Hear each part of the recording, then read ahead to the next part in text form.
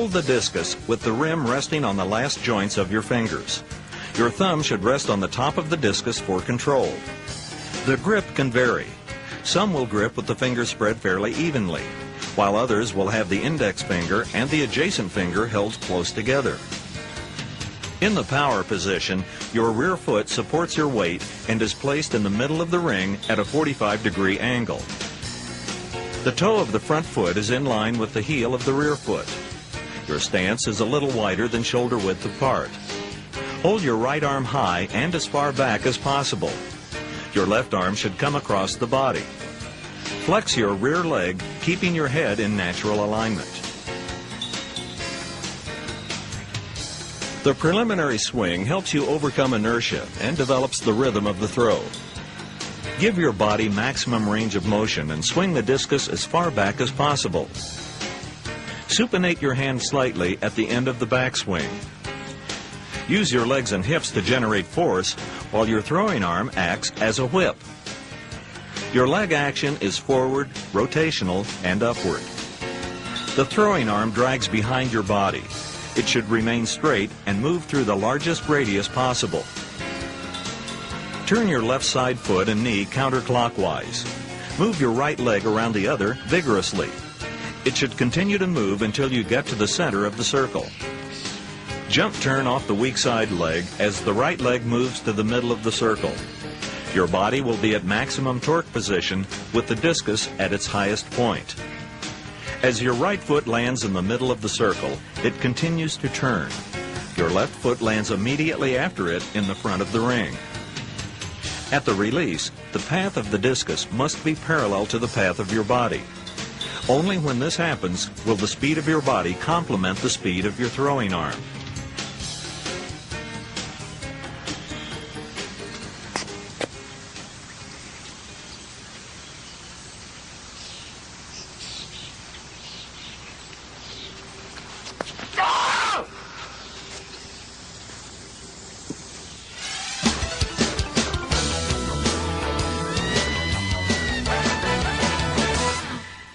Drills are important in learning the throws. The following drills are ones I use to enhance the components of throwing the discus. The vertical throw works on the grip and release. As you keep your arm and wrist straight, release the discus with a clockwise spin into the air. The discus should keep an almost vertical position as it is released. In this drill, discus bowling, the athlete tries to roll the discus in a straight line. I usually use the lane lines on the track. Remember to keep your arms straight. Avoid flexing your wrist. The discus should roll off your index finger with a clockwise rotation. The purpose of this drill is to learn the proper hand placement and correct release characteristics. The two turns and throw drill works on rhythm and keeping the discus in a back and torque position. The athlete will start facing the direction of the throw, run in a linear direction executing two turns before throwing. If you can complete two turns and throw the discus using 1.5 turns as you do in an actual throw, will be much easier. This drill should be done on the track or other location that will allow two complete turns. The 1-2-3 drill works on movement in the back of the ring. Keeping the left foot on the ground, the athlete moves the right foot through the proper positions of an actual throw. Positions 1, 2, and 3 are a step-by-step approach to balance at the start of the throw.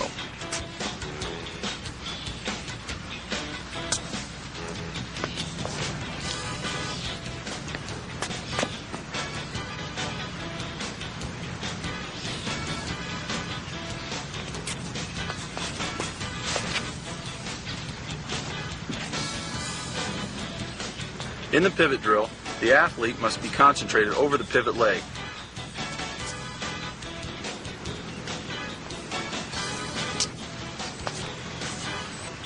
Being able to complete more than one pivot in a sequence can greatly enhance the athlete's ability to rotate in the middle of the throw. In the beginning stages of throwing, it's best to throw without a reverse. A reverse is when the athlete's body lifts off the ground and the feet switch places right before the throw.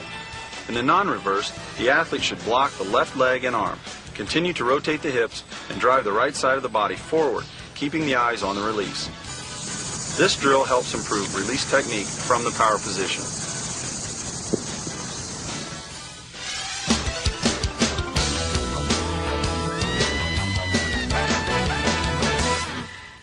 Technique in the discus is crucial. Being off can mean a disastrous throw.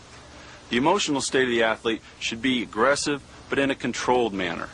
The athlete should get psyched for a competitive throw, but this state of arousal should be focused and result in smooth, fluid, relaxed speed and rhythm. In the beginning stages of throwing, it's best to throw without a reverse. In the non-reverse, the athlete should block the left leg and arm. The discus is crucial. Being off can mean a disastrous throw. Get psyched for a competitive throw, but this state of arousal should be focused.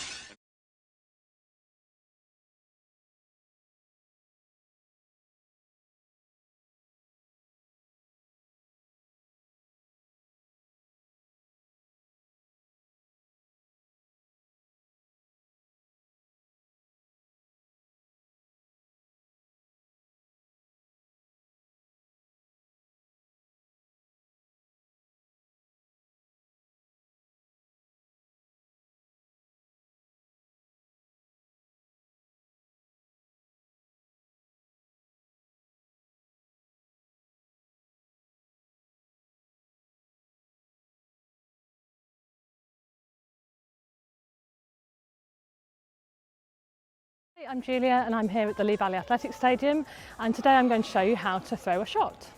The starting position is to hold the shot put in the fingers, holding it close into the neck, with the feet out wide, the back leg bent down, facing towards the back of the net.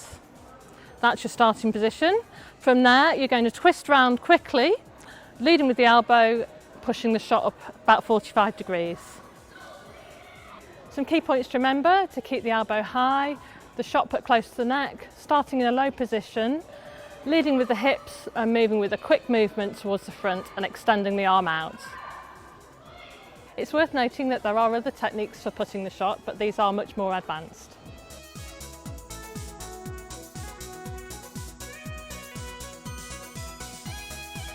And that's how to throw a shot put.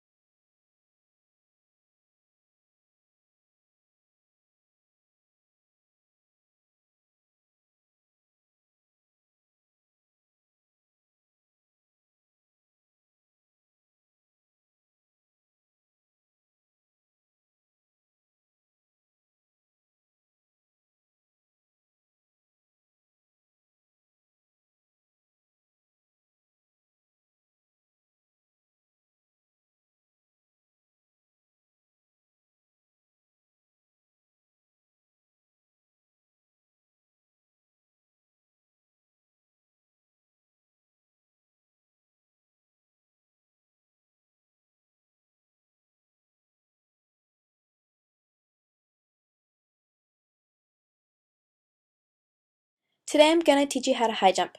First of all, I'm going to show you 3 different angles of one jump.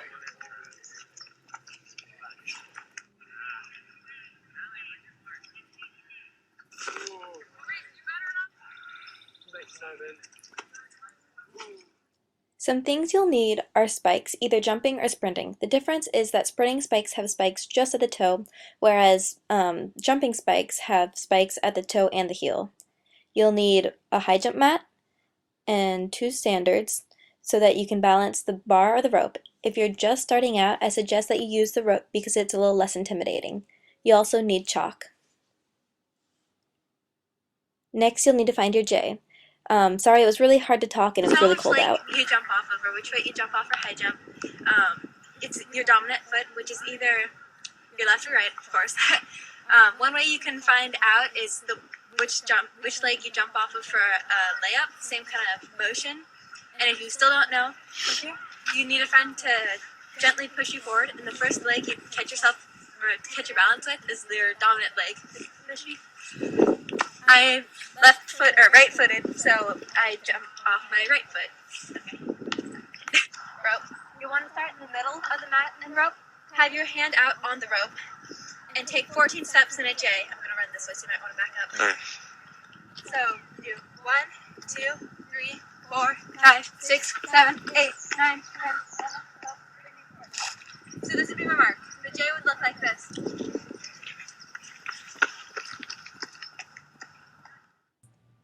Now let's break down the jump. First of all, the jump itself is broken into 3 parts: the approach, or the J, the takeoff, and the flight, where you're actually in the air. You can see him approaching. The next part of the jump is called the takeoff, or the 3-step approach. It is the last and 3 most important steps of your J. For the first of my 3 steps, I make my right foot parallel to the mat, take a step with my left foot, and then jump off my right foot right before the halfway mark on the mat. The last part of the jump is called the flight. It is the part of the jump where you're in the air. You'll want to jump as high as you can, and when you reach the process of going up, drive your knee and lead arm up for more height. When you're at the peak of your jump, arch your back, thrust your hips, and right before your butt goes over the bar, kick your legs up. Before you land, tuck your chin so you don't hurt your neck. You can see him doing his approach, or his J, jumping up, thrusting his lead knee and arm up for extra height, arching his back and thrusting his hips, then kicking his feet right when his butt crosses over the bar, and then tucking his chin.